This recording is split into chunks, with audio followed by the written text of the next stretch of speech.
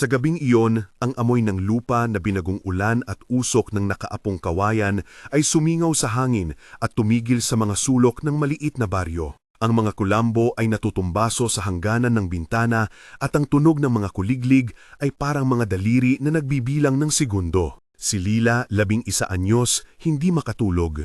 Ang tawa ng kanyang mga nakababatang kapatid ay tahimik sa isang sulok ng bahay at ang gutom ay parang malapad na anino sa dibdib niya. Hindi lang ito gutom ng katawan. Ito ang pangungulila ng isang dalagang napilitang magdala ng responsibilidad na hindi dapat nakatindig sa kanyang maliit na balikat. Siya ang nagbabantay kina Marco, 9 na taong gulang, at kay Mina, 5 taong gulang, mula nang mawala ang kanilang ama sa dagat at umuwang ang ina sa kakulangan ng trabaho.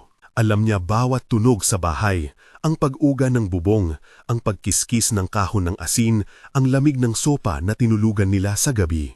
Alam niya rin ang laman ng maliit na supot na may matrik ng bigas na pang ilang araw lang. Walang ibang opsyon. Kapag ang gabi ay nagiging napakatahimik, nagsisilbing paalala ang bawat dagdag ng hangin. Kailangan niyang maghanap ng paraan para makahabol sa bukas. Tumayo siya, kinurot ang mga labi, pinahid ang palad sa pinto at lumabas. Ang lupa sa lagusan ay malamig at bahagyang malambot dahil sa bagong ulan. Sa labas, naramdaman niya ang teksturang mga dahon sa kanyang paa, ang halimuyak ng kahoy na nabasa at ang mainit na hangin mula sa kusina ng kapitbahay na nagluluto ng sopas ng kalabasa. May bagay na kakaiba sa hangin. Isang pahiwatig ng liwanag na hindi nagmumula sa buwan.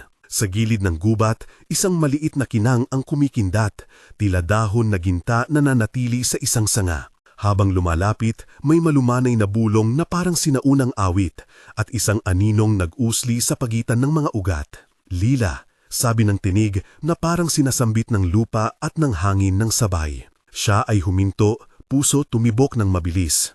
Ang takot at pangako ay magkahalo sa dibdib niya. Ang punyo ng takot na matagal nang nakadapli sa kanyang bibig ay sumikip.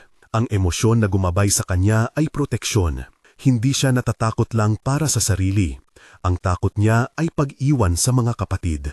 Habang naglalakad pabalik, dala ang isang maliit na supot na punong-puno ng bunga at mga ugat na dala ng isang mahiwagang nilalang, napagtanto niya na ang maliit na pag-asa na iyon ay hindi sapat. Sa likod ng liwanag ay may mga mata na nagmamasid at may tinig na nagbabala. Ang liwanag ay may kalakip na presyo. Ito ang kwento ng isang batang naging tagapangalaga sa gitna ng dilim. Ito ang simula ng isang gabi na magpapabago, hindi lamang ng kanyang tiyan, kundi ng buong baryo. Sa paglalakad patungo sa gilid ng gubat, naramdaman ni Lila ang kakaibang pag-igting sa hangin. Ang mga sanga ay bumugso at ang lupa ay parang nagninginig sa ilalim ng kanyang paa. Ang maliit na liwanag sa sanga ay lumago ng dahan-dahan at mula sa pagitan ng mga ugat ay bumango ng isang nilalang na hindi tulad ng mga kwentong naririnig niya noong bata pa siya. Ito ay matangkad at may hugis ng kabayo ngunit tuwid na parang tao ang mga balangkas. May mahabang buhok na tila sinag ng gabi at mga mata nitong kulay abo na naglalaman ng gubat. Ang tikbalang ay nakatayo, mga balakang nakaunat at may bahagyang ngiti sa labi na hindi alam kung banta o aliw. Ang tunog ng kanyang mga paa ay parang pagbubuklod ng mga dahon. Ikaw ang naghahanap. Ang sabi ng tikbalang, boses nitong malalim at may katabing halakhak na parang alon. Si Lila ay napatingin, hindi makapaniwala sa kung ano ang nakatayo sa harap niya. Sa paligid, napuno ng mga maliliit na parol na parang liwanag na parol na kumikindat sa bawat paghinga. Ang tikbalang ay naglabas ng isang maliit na supot na tela at sa loob nito ay may mga butil at isang maliit na dahon na ginta, payat at kumikislap. Ang binhi ng liwanag ay hindi basta pagkain, dugtong pa ng tikbalang. Ito ay pangako at proteksyon kung gagamitin ng may galang. Nagkamot si Lila sa likod ng leeg. Kami po ay gutong. Mami ay nagkasakit. Hindi ko alam kung paano kami mabubuhay. Ang kanyang tinig ay nanginginig pero matibay. Paano ako makakatiyak na hindi ako mapapahamak kung tatanggap ako? Nagpahinga ang tikbalang sa isang bato, ang kanyang buhok na tila may sariling hangin. May panuntunan, sabi nito. Bawat binhing ibibigay ko ay may kasamang tangako. Kailangang igawad ang isang bagay sa gubat. Hindi ito sasaktan ng puso mo kung ang intent mo ay para sa proteksyon. Ang mukha ng nilalang ay napabaso sa anino at liwanag. Ngulit may mga mata sa dilim na hindi nagmamahal sa liwanag. Habang nagbibigay ka, may iba na ang makakaramdam at magigising. Simulan ang unang seryosong pag-uusap sa pagitan ni Lila at ng Tikbalang. Ang usapan ay mabusising palitan ng salita at halos parang pagsubok ng loob at katapatan. Ano po ang kailangan kong ibigay? Tanong ni Lila. Isang pangako at isang yapak sa gabi, sagot ng Tikbalang. Hindi mo kailangang ibigay ang dugo o ang pag-ibig. Ibibigay mo ang paghahangad na hindi ka magtataksil sa iyong mga tahanan. Si Lila ay ngumiti ng bahagya at tumanggo. Pangako ko po na hindi ko sasayangin ang binhi ng liwanag. At pangalawa, pagdagdag ng Tikbalang. Kapag ginamit mo ito, panatilihin mo ang isang liwanag sa bahay bilang parol at bantay. Ang liwanag na iyon ay kailangan mong dalhin sa puso. Huminga si Lila ng malalim. Sige po. Humawak siya sa maliit na supot at nang maramdaman ang init ng binhi sa palad, napuno siya ng kakaibang lakas, parang pag-asa na sumibol mula sa butil sa kanya. Ngungit may pagbabantang inayagang Tikbalang. Ang pangako ay may presyo. Ang mga damdamin sa baryo ay magiging mas katangay at mas mapanunuri. May mga pusong matagal nang nagtatago ng ingit. Ang kamay ng takot ay lalapit. Ibinigay ng Tikbalang ang dahon na ginta na parang maliit na puno ng liwanag. Ang palad ni Lila ay nanginig sa paghawak. Gamitin mo ang binhi ng liwanag kapag ang kagutuman ay hindi na kayang tiisin. Mahinang payo ng nilalang. Huwag mong ilantad sa mga mata na may mali siyang layon. Kung gagamitin ng may pagmamalabis, may aagawin na bagay na mas madilim kaysa kawalan ng pagkain. Ang mga salita ay nag-iwan ng malabong larawan sa isip ni Lila. Bago pa man niya mapagtanto, isang tunog ang kumidlat mula sa gubat, parang isang pag-ubo ng lupa. May mga anino na gumagalaw sa gilid. Ang Tikbalang ay tumango at sa kanyang mga mata ay may pagkaalalayan at pagkaingat. Uuwi ka na. Huwag magpapakita ng damdamin ng takot sa mga hindi dapat malaman. Sa kanyang pag-alis, nagbigay pa ang Tikbalang ng isang payo. Ang tagapangalaga ay mas malakas kung maraming nagbabantay. Huwag mag-isa. Ang unang pagtatagpo ay nagtapos sa isang malamlam na pangako at sa pagbabalik ni Lila sa bahay na may maliit na supot, may binhinong liwanag at isang liwanag na parol na para sa kanilang tahanan. Hindi niya alam kung ano ang eksaktong bunga nito. Ngunit ang pangako ng Tikbalang ay nag-iwan ng tunog ng lumang awit sa kanyang isipan.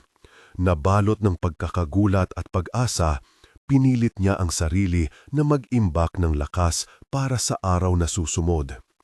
Ang binhi ng liwanag ay inilarawan ng detalyado noong natanggap. Ito ay maliit at magaspang, kulay cream na may bahagyang kinang. Sa gitna nito, nakaukit ang isang napakaliit na simbolo ng dahon. Nang hinawakan ni Lila, nagparamdam ito ng bayayat na pag-init, parang napapawi ang lamig sa palad. Ipinahayag ng Tikbalang na upang gamitin ang binhi ay kailangan munang gawing maliit na pagkilos ang ritual. Ilagay ang binhi sa isang supot ng tela, diligan ng isang kutsara ng tubig na may gawang alimuom, hawakan ang dahon na ginta at ulitin ang pangako ng proteksyon sa harap ng parol. Ang proseso ay simple at mababa sa teknikalidad pero punom ng simbolismo. Sa teknikal na paliwanag, ang ritual ay naglalayong iaktiba ang binhi sa pamamagitan ng pintig ng puso at pagkabit ng ketopong liwanag sa loob ng supot. Ang binhi ay naglalabas ng liwanag lamang kapag ang intent ng gumagamit ay malinaw, hindi kasakiman kundi pangangalaga.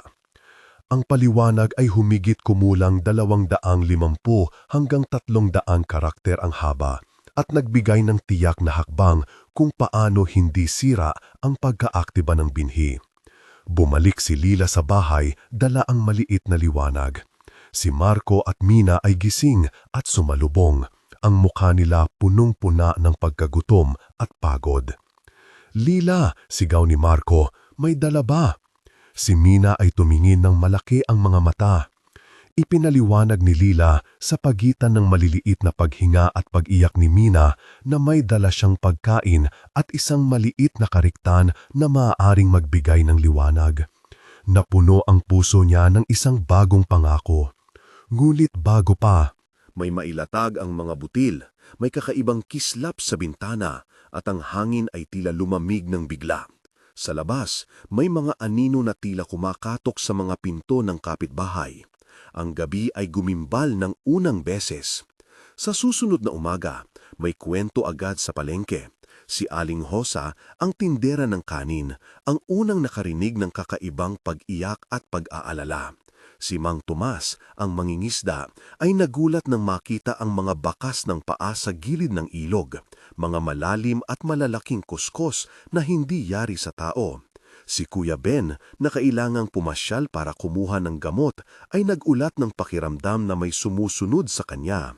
Ang mga pangalan na ito ay nagsimulang bumuo ng pamayanang nagtataka at natatakot. Ang anino sa simula ay maliit na galaw lamang, isang pagtingin sa gilid. Ngunit ang mga kwento ay parang piraso ng salamin na pumutok at nagiiwan ng maraming butas. Dumaan ang isang maliit na kapihan sa bahay ni Lola Celine. Si Lola ay matanda, kilala sa mga alamat at sa maliit niyang koleksyon ng mga lumang kwento. Habang uminom ng kape, nagbahagi siya ng isang alaala tungkol sa isang nilalang na dati ring nagbabantay sa gubat ngunit natutulog ng matagal. May mga panahon, sabi ni Lola Celine, na ang gubat ay nagiging salamin ng damdamin ng tao. Kung puno ng galit at inggit ang puso ng mga nakatira, may lumalabas na kumakain ng ilaw. Ang kwentong iyon ay kumalat. Sa tabi ni Lola, si Pastor Ramon ay may ibang pananaw at nagsabing kailangang magdasal at magbantay. Si Doc Silang na nurse ng baryo ay nag-imbita ng praktikal na pag-iingat at nagpatingin pa sa mga bata. Ang diskurso sa komunidad ay naging magkakalo, may takot at pag-asa, may pagbabantang pagkakampi at pag-aalala. Sa paglipas ng ilang araw, ang mga senyales ng pagbabago ay lumabo at naging mas matindi. May mga hayop na nawawala. Nakakita si Lito, isang kabataan na mahilig maglakad sa gabi, ng mga mata sa dilim na kumikislap at parang kumakain ng liwanag. Nag-umpisa ring kumalat ang mga kwento tungkol sa pagkakaroon ng pagkakahapo sa ilan sa kanila, isang pagbabago sa pag-uugali na tila nag-uugnay sa isang bagong uri ng sakit, posesyon. Ang mga pumipigil at nagsasabing may dala-dalang sumpa ay lalong dumami. Nang ibahagi ni Lila ang tungkol sa tikbalang at sa binihin ng liwanag, napuno ang kwarto ng pag-aalala. Huwag mang isiwalat ng basta ang tungkol sa tikbalang, utos ni Lola Celine. Ang gubat ay may sariling paraan ng pagbibigay ng kapangyarihan at ng pagbawi nito. Si Kuya Ben ay nagtaka, paano kung may humahabol sa atin dahil sa liwanag? Si Mang Tomas, praktikal, ay nagsabi na kailangan nilang mag-imbak at magturo sa mga bata ng pag-iingat. Ang pangalan ni Pastor Ramon ay lumabas ulit at nagulat ng pag-oorganisa ng mga gabi ng vigil. Ang tensyon ay tumindi, ang komunidad ay hati. Sa isang gabi, napuno ng klamor ang hangin. May isang maliit na bahay sa dulo ng baryo na nabalot ng pag-iyak. Isang pamilya ang nagiging malamlam at may kakaibang hiyaw na nagmumula sa loob.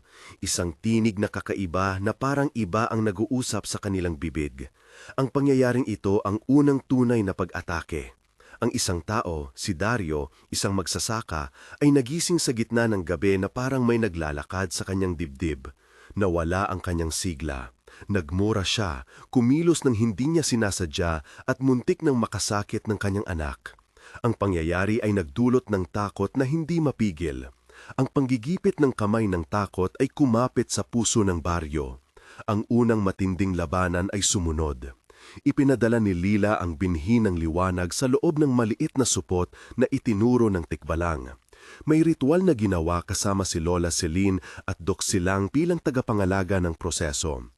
Inilagay ni Lila ang binhi sa supot, nilagyan ng kaunting tubig at inutusan ang mga kapitbahay na tumayo na parang pagbabantay. May malakas na panghit-ngit ng hangin at ang liwanag ay sumobog unggoy na parang maliliit na alon. Ngunit sa likod ng ilaw ay may lumabas na anino na malawak at matulis. Ito ang unang invasyon na nagpakita ng tunay na panganib. Ang aninong ito ay hindi lamang gutom sa katawan. Ito ay kumakain ng pangako, ng tiwala, ng pag-asa. Sa eksenang ito, naganap ang isa sa mga mahahabang palitan ng dialogo. Ang usapan ay may lapit ng pag-uunawaan, takot at diskarte. Hindi ito gagana kung tayo ay mag-aaway, sabi ni Lola Celine. Ang binhi ay umaasa sa pagkakaisa. Paano kung ang isa sa atin ay ginagamit ito para sa sarili niyang kapakinabangan? Sagot ni Kuya Ben. Kailangan nating magtakda ng batas, paliwanag ni Pastor Ramon. At kung may sinumang maglalagay ng kamay sa liwanag para lamang sa sarili, siya rin ang magpapagising sa anino. Pero sino ang magpapatunayan ng kawalan ng kasakiman? Tanong ni Mang Tomas. Ang puso, tumpak na sagot ng tikbalang na biglang lumitaw sa gilid, tila inaakalang tagapamagitan sa gitna ng pagsubok. Ang puso ang tagapaghatol. May tensyon sa mga mukha. Sa huli, nagpasya ang komunidad na magtatag ng isang simpleng ritual na taming mga may malinis na intensyon lamang ang maaaring mag-alay ng kakainin. Ang diskusyon ay nagtapos sa isang mahigpit na pag-unawa. Proteksyon ay responsibilidad ng marami. Napunta sa linya ng resulta ang unang malaking labanan. Nagkaroon sila ng maliit na tagumpay, pinatigil ang unang pagsalakay at ipinagtanggol ang ilan sa mga naapektuhan. Ngunit may nag-alab ding pakiamdam ng pagkatalo. May mga recovery pero may bakas ng sugat. Ang aninong kumakain ng damdamin ay tumalikod, hindi tuluyang nawala. Ang komunidad ay nalaman na ang kalaban ay hindi basta demonyo na pwedeng paalisin ng pagdarasal lamang. Ito ay mas malalim. Ito ay isang nilalang na sumisip-sip ng buong damdamin tulad ng inggit, takot at pag-iisa. Sa bawat tagumpay na kanilang natamo, may bagong dahilan para matakot. Ang pangyayaring ito ay nagmarka sa unang punto ng pag-iigting at nagbigay ng simula sa isang serya ng paghahanda. Matapos ang unang pag-atake, nagsimula ang yugto ng paghanda at pag-aaral. Ang tikbalang ay naging hindi lamang tagapagbigay ng binhi, kundi tagapagturo. Tinawag niyang sarili na tagapangaladya at tinuro ang mga paraan ng pagprotekta. Nagkaroon ng serye ng mga pagsasanay kung saan pinag-aralan nila ang paglikha ng maliit na parol, ang pagbuo ng maliit na supot na may 3 tahi ng panalangin at ang pag-ugnay ng binhi sa pangako sa pamamagitan ng pagtapik ng puso sa supot 3 beses. Sa bawat matututunang hakbang, may paliwanag ang tikbalang na malinaw at praktikal. Ang binhi ay nagtutugma lamang sa mga pusong dalisay, ngunit ang lakas ng binhi ay muling nawawala kung ito ay ginamit ng may kasakiman, paliwanag nito habang inilalapat ang isang ginintuang tali sa supot. Si Doc Silang ay nagbigay din ng praktikal na payo tungkol sa pagkain at nutrisyon, kung paano mag-imbak ng mga ugat at ilan pang halamang gamot upang hindi agad maubos ang mga supply. Ang pagsasanay ay puno ng maliliit na eksersisyo. Si Lila ay tinuruan ng tikbalang kung paano maramdaman ang pagbabago ng hangin kapag malapit ang panganib. Tinuruan din siya ni Lola Celine ng mga lumang awit na nagpapalakas ng loob at nagbibigay ng pakiramdam ng pagkakaisa. May mga pagsubok kung saan kailangan niyang magdala ng liwanag sa sentro ng bundok ng 8 oras at dumanas ng malamig at pagod. Sa panahon ng mga pagsasanay, lumabas ang takot at pag-aalinlangan ni Lila. Minsan ay nagtatanong siya sa sarili kung nagawa ba niya ang tama.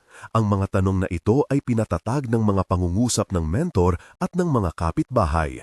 Maraming pag-usap ang nagpatibay sa temang ito. Si Lila ay nag-usap ng masinsinan sa tikbalang at sa mga kapitbahay. Ang mga dialogo ay nagpakita ng mga subtext.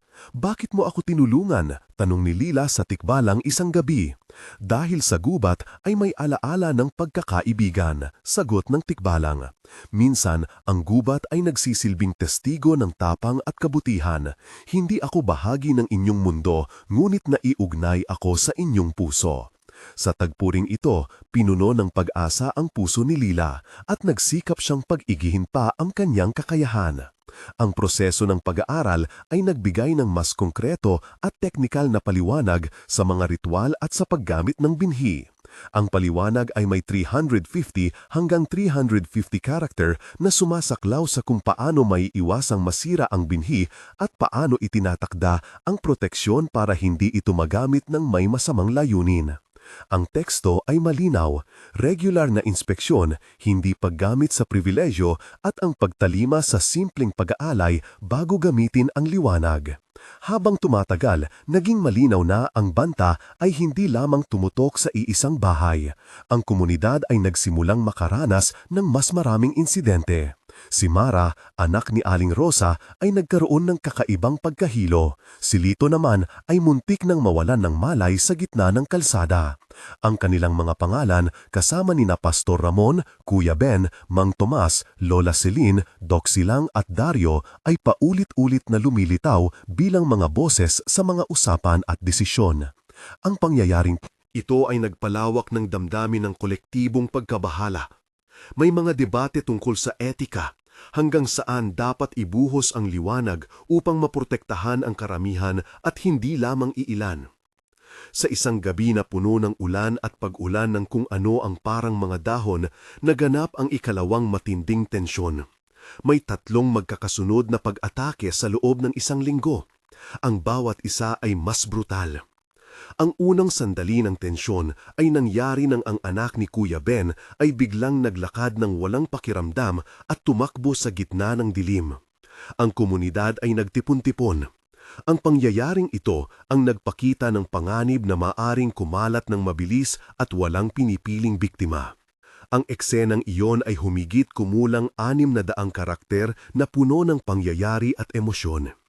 Ang pag-ikting ay lumala at ang kilusang pangkomunidad ay naging mas organisado. May pagtatakda ng mga shift sa gabi, mga bagong parol sa bawat sulok at pagbilang ng mga tao upang hindi magtaksil ang layunin at hindi abusuhin ang liwanag. Ang isa pang sandali ng matinding tensyon ay nang ang mga tala sa guhit ng lupa ay nagpakita ng isang malapad na bakas na tila dumaan mula sa dulo ng baryo papunta sa bukid. Ang bakas ay malaki at hindi tulad ng paa ng tao. Pinuno nito ang gabi ng takot. Ang mga lumang kwento ni Lola Celine ay lumitaw sa pag-uusap. Ito ay hindi lamang nilalang. Ito ay isang pangkat ng mga damdamin, sabi ni Lola. Siya ay nagbahagi ng isang lumang awit na nakapagbigay ng lakas at humupa ang takot. Ito ang ikalawang sandali ng tensyon. Ang bawat sandali ay humigit kumulang 500 karakter at gawa upang pahabain ang kalooban ng mambabasa at manunood. Ang pangatlong sandali ng pagsubok ay ang pag-atake sa mismong sentro ng plaza kung saan nagtipon ang mga tao para magbigay ng pagkain. Ang aninong kumain ng damdamin ay nagpapakita na kaya nitong magdala ng isang tao nagmamahal sa iba upang maging kasangkapan ng sariling panibagong kagutuman. May malalim na labanan ng damdamin, ng paninindigan at ng pag-ibig laban sa pure na takot. Sa puntong iyon, nagkaroon ng labis na sakripisyo. May isang taong tumayo at nagsabing ilalabas niya ang sarili bilang bait para iligtas ang iba. Ang sakripisyong iyon ay simboliko at tunay. Sa huli, nagawa nilang paalisin pansamantala ang anino na ngunit may sugat. Ang 3 pag-atake ay nagpabigat sa isip ng lahat at nagpatunayan na ang panganib ay tumitindi. Habang lumalapit ang huling labanan, nagkasama ang lahat ng pangalan sa baryo sa isang malalim na plano. Ang tikbalang bilang tagapangalaga ay nagpanukala ng isang estratehiya. Paglikha ng isang malaking parol sa gitna ng plaza. Paglalagay ng mga dahon na ginta bilang mga selyo sa bawat tahanan at pagbuo ng isang bilog ng mga tao na may pare-parehong layunin. Ang plano ay nangailangan ng pagtitiwala at sakripisyo. Kung tayo ay magtatangka ng magkakahiwalay, tayo ay lilimutin, ang sabi ng tikbalang. Kung tayo ay magpapakumbaba at magtutulungan, may pag-asa tayo. Sa umagang matinik na iyon, naganap ang pangwakas na labanan. Ang anino ay dumating bilang isang napakalaking anyo, may tanikala ng mga sugat na kumikinang sa gabi. Sa una, nag-umpisa itong magtulak ng takot.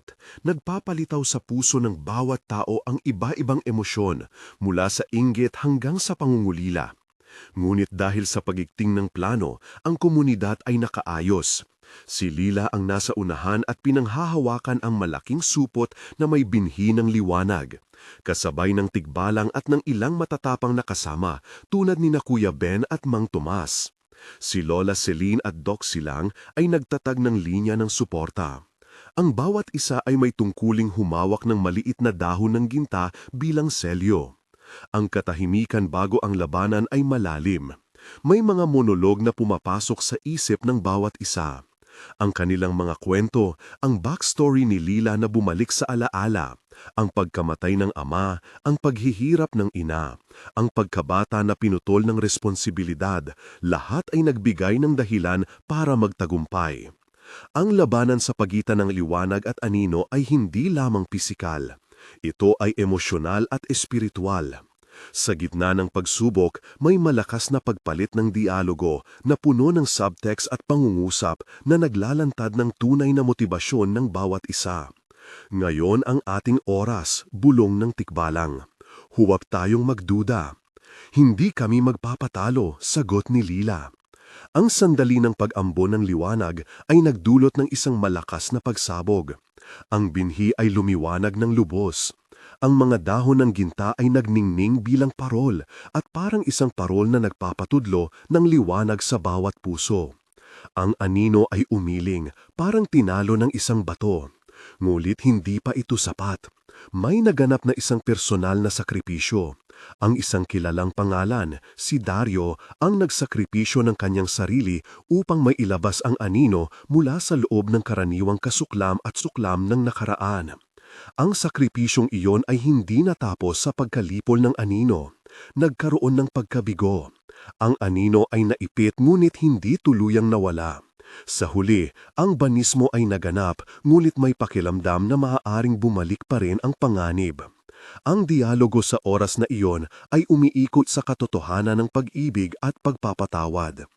Ang pagbibigay ni Dario ay hindi nasayang, sabi ni Lola Celine. Ang kanyang pangalan ay magiging bantay sa alaala. Ang pagtatapos ng labanan ay nag-iwan ng sugat at pag-asa. Sa mga sumunod na araw, ang baryo ay nagbagong anyo. Ang epilogo ay humahati sa 3 yugto, 1 buwan, 3 buwan at 6 na buwan pagkatapos ng kaguluhan. 1 buwan pagkatapos, ang mga bagay ay nagsimulang mabago sa unti-unting paraan. Ang mga bakas ng takot ay may mga bagong bakas ng pag-asa. Nagtipon-tipon ang komunidad sa plaza at si Lila ay naging isang maliit na simbolo ng katapangan. Si Aling Rosa ay nag-ayos ng maliit na programa para sa mga bata. Si Mang Tomas ay nagtabi ng ilang supply ng isda, habang si Kuya Ben at Pastor Ramon ay nag-organize ng mga shift sa gabi upang panatilihing buhay ang pagbabantay. Ang mga dahon ng ginta ay ikinakabit sa bawat pinto bilang pangako at proteksyon. May 3 bahaging epilogo. Una, 1 buwang pagbalik, naglalarawan ng muling pag-ayos at ng mga konkretong hakbang. Si Lila ay natutong magbahagi ng pagkain ng marunong at nagbigay ng maliit na aral sa mga bata tungkol sa pag-asa. Ang komunidad ay nagtatag ng isang bagong patakaran. Sino mang gagamit ng binhi ay dapat muna kumonsulta sa isang maliit na lupon na binubuo ni Lola Celine, Doc Silang at Tikbalang bilang tagapayo. Ito ay humigit kumulang 700 hanggang 800 na salita at nagpapakita ng unti-unting pagkakaayos. 3 buwan pagkatapos, ang pagbabago ay mas malalim, ang mga sugat ay nagpapagaling at ang mga tao ay natutong muling magtiwala. Ang trabaho ay bumabalik, ang mga bata ay naglalaro sa plaza na dati ay tahimik at ang pangalan ni Lito, Mara, Dario at iba pa ay naaalala bilang bahagi ng kolektibong alaala. Ang komunidad ay nagkaroon ng isang bagong pesta na nagpaparangal sa mga nagsakripisyo at nagbibigay pugay sa pag-ibig at pagkakaisa. Si Lila ay nakatanggap ng maliit na parangal mula sa maliit na lupon at ang tikbalang ay nagpaalam ng may bahagyang ngiti. Sa yugtong ito, may pagbabago sa pananaw. Ang gubat ay naging higit na banal at hindi takutin. Ang simbahan, ang plaza at ang mga tahanan ay nagsimulang magtulungan sa pagpapatibay ng seguridad at sa pagbuo ng mas maraming kakayahan sa pagkain. 6 na buwan pagkatapos, ang baryo ay tila naiibang mundo. May mga bagong taniman, may dagdag na imbakan ng pagkain at may sistema ng edukasyon para sa mga bata tungkol sa proteksyon at responsibilidad. Ang pangalan ni Lila ay hindi na lamang tanda ng batang nagdala ng liwanag, kundi simbolo ng farol o parol na nagpapaalala na ang pag-asa ay kailangang bantayan. Ang mga dahon na ginta ay inilagay sa altar ng plaza bilang paaalala at may maliit na bantay na nakakabit sa kahoy na may larawan ni Dario bilang tanda ng sakripisyo. Ang komunidad ay naging mas malapit, may patuloy na pagbabantay at ang pangako ay naging ugat ng isang bagong kultura ng kooperasyon. May mga umuusbong na hanggaran na ituro ang mga aral sa mga karatig barangay. Ang epilogo sa kabuuan ay umabot sa 2,000 hanggang 2,500 karakter at nagbigay ng konkretong larawan ng pagbabago, ng pag-ahon at ng patuloy na vigil o vigilia. Sa pagtatapos ng kwento, may isang malinaw na aral. Ang proteksyon ay hindi ipinapasa sa isang tao lamang. Ito ay gawa ng maraming kamay at maraming puso. Si Lila ay natuto ng halaga ng sakripisyo at ng pagpapatawad. Ang komunidad ay natuto na ang liwanag ay isang alat at isang responsibilidad. Ang tikbalang ay nanatili sa gilid ng gubat, isang tagapangangala na nagbabantay at nagtuturo. Ang ina ni Lila ay unti-unting gumaling at ang mga kapatid ay lumaki na may bagong pag-asa. Pero ang huling linya ay isang paalala. Sa dulo ng gubat, may aninong huminga pa rin. Ang vigil ay hindi natatapos, ang pangako ay patuloy. Kwento nitong totoo man o hindi, ang tanong na iyan ay mananatili sa atin. Kung may liwanag na pipiliin mo para sa iyong minamahal, tatanggapin mo ba ang pangako kahit alam mong may kapalit? Kung nagustuhan mo ang kwentong ito at nais mong magbahagi ng iyong desisyon, ilista sa mga komento kung ikaw ay sasagot, "Ako ay tatanggap" o "Ako ay tatanggihan", at alamin natin kung paano ang baryo ay bumangon mula sa kaguluhan.